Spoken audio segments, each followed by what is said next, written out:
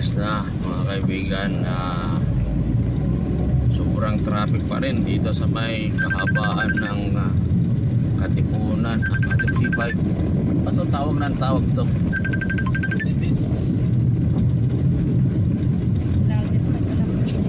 Bakit? Ah. Sabi mama, sabihin ko daw sa'yo. Sabihin mo sa akin. Ama.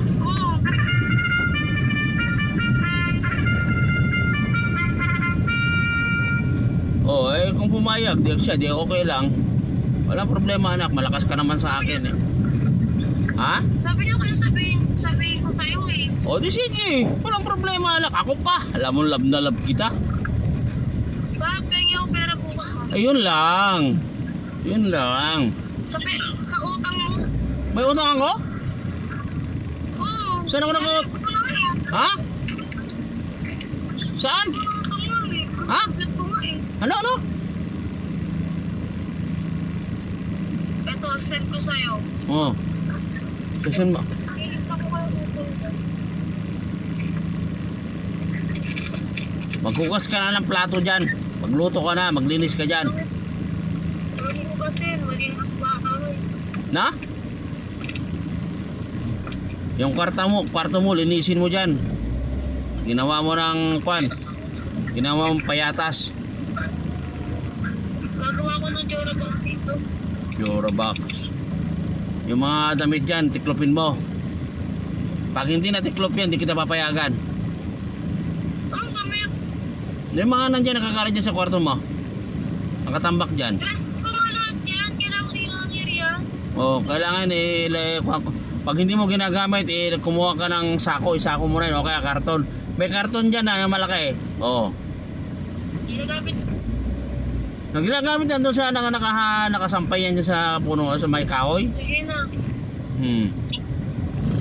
Kailangan maayos dyan bago ka pumunta doon bukas. Baka maaga ako alis bukas ha. Alas 9 sabi nga. Dapat ikaw daanan ka ni Wikon dyan. Ha? Dapat daanan ka dyan sa bahay. Ako sa pilan. Sa pilan, dyan sa bahay, sunduin ka, paalam sa akin. Bakit?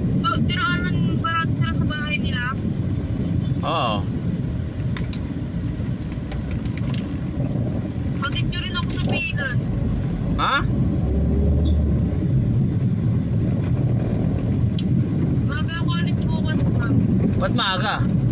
Ano ko ba, alas 9? Kasi nga uwian din yun. Hapon uwi na din. Hindi nga, alas 9 dapat, di ba? Ano, umaga? Oo nga, alas 9, walang problema. Eh, paano tulog? Sa hapon uwi na din. Paano tulog ka pa nun?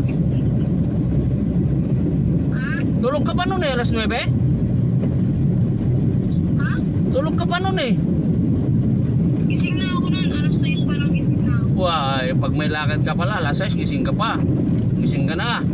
Pero pagka wala kang lakad, alas 10, alas 12, tulog ka pa. Sinungulig si Papa. Galing-galing mo ha.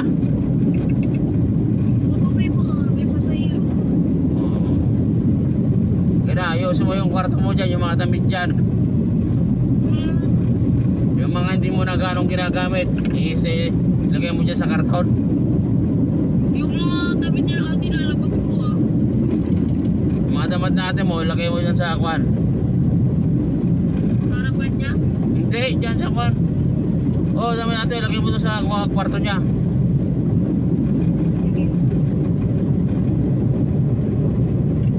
Sige, may kalapati na naman po ah. Ha? May kalapati na naman sige ng ito. Ang itlog?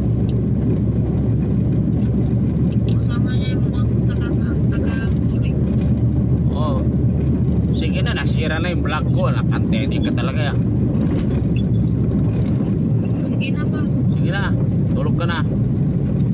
Bye.